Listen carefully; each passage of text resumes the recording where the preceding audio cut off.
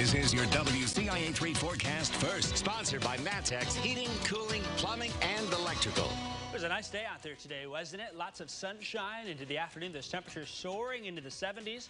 We're cooling off tonight as clouds fill on in there, but not all that much. Only mid to upper 50s on the board right now. 55 in Champaign, 57 in Decatur. Effingham still checking in at 66.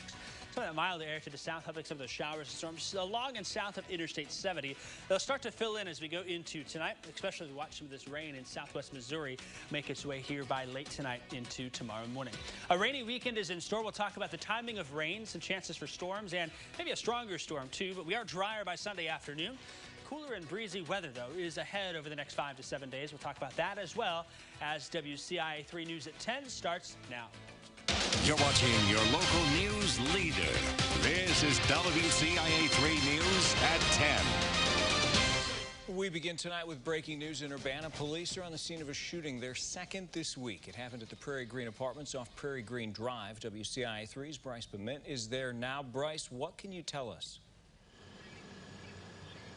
Well, right now, Paul, there's an active crime scene behind me, and actually I just heard several gunshots, what appeared to be several gunshots, and actually when we arrived there were 10 cop cars here, but some just hurried out of here to go check out what I just potentially heard. But here on scene, the coroner is currently here, and neighbors say they heard about 35 gunshots. They say another person may have been shot in the arm, while another victim may have lost their life.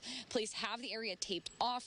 Ambulances have left the scene, but police are continuing to investigate. Neighbors say that the ground is covered in bullet casings. Now, I will continue to try to provide more information here as best as I can. But in Urbana, I'm Bryce Bement, WCIA 3, your local news leader. Of course, Bryce, if you get any additional information, please let us know. We'll get you back on air. Thanks. Champaign County Crime Stoppers is continuing its illegal gun bounty reward program. You can anonymously send a tip and potentially receive a cash reward. If you provide a tip that leads to the arrest of someone who used a gun for a felony in Champaign County, you can get up to $1,000 cash. So far, the program's taken 32 guns off the streets. It's also led to the arrests of 26 people involved in gun-related felonies. So far, 24 rewards were approved for a total of $24,000 in cash payouts. We do not want to know who called. There's no tracers, there's no caller ID, so it's totally anonymous. Crime Stoppers says this warmer weather has resulted in an increase in gun-related crimes. And we have a correction to make from a story last night. We said the number of shots fired in Champaign so far this year topped all of last year. Instead, both sets of numbers are from January to April 8th of both 2020 and 2021. There have been 52 shots fired incidents so far this year compared to 28 from the same time last year. There were a total of 189 incidents of gunfire last year. Springfield police arrested a man on gun charges last night.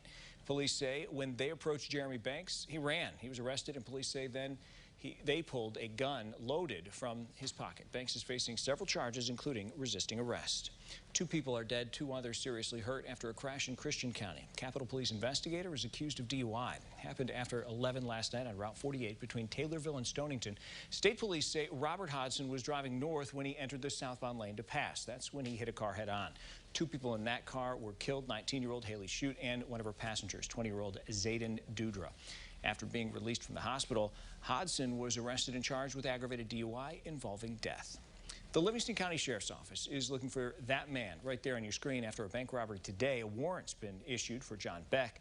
He has a history of armed and aggravated robbery across central Illinois and was paroled in August. If anyone has information about where he could be, call the Sheriff's Office. Business owners in Pawnee have been left waiting until insurance issues are resolved after Tuesday's fire that caused all that damage. They can't even go inside the buildings. The century-old structures need to be checked for asbestos. The mayor doesn't know when cleanup will be able to start, but other businesses on the square say they're ready to help. We need to let things, kind of lie down and let the insurance people do their thing, and then we'll get together and we'll support them, and we'll do whatever we can to make sure that they get up and running soon, very soon. All 4 buildings are a total loss. The state fire marshal says the damage was too extensive to determine an exact cause. Millions of mobile hotspots had to be recalled after concerns they could be a fire hazard. Schools gave out Ellipsis Jetpack mobile hotspots that look like that to families to help with remote learners. Now, 2.5 million were recalled over concerns that lithium-ion battery could overheat. There have been 15 reports of the devices overheating, 6 causing fire damage to bedding or flooring, and there have been 2 reports of minor burns. The superintendent of BMET Schools says they use Verizon hotspots, and they're going to have to take a closer look at them. We hadn't received any notification from Verizon about that, so we're going to look more into it and see if it would happen to be any of the devices that we have out with our remote families. But right now, we don't think it's any of our hotspots that have been involved with the recall. A statement from Verizon says in part, quote, "We are taking the situation very seriously and we are working diligently to determine the cause of the issues with the supplier and to provide replacement devices for all of our customers free of charge."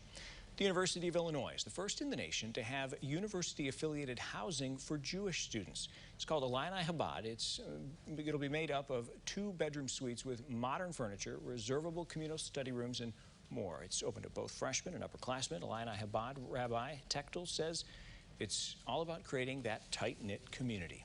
Let's take a look at the latest on COVID now. More than 4,000 infections were announced today, a number we haven't seen since January 29th. Hospitalizations are still around 1,800. 21 more people have died since yesterday. Positivity rate is 4.8%. There's some good news, though. Yesterday, a new record was set for the number of doses given. More than 164,000. 7-day average is more than 118,000. Almost 21% of the state is fully vaccinated.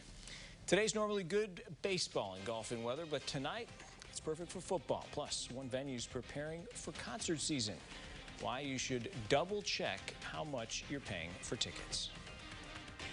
And we're seeing some rain showers move their way into parts of central Illinois. More rain is on the forecast for tomorrow, including maybe a chance for a strong storm. We'll break that down and more coming up after this.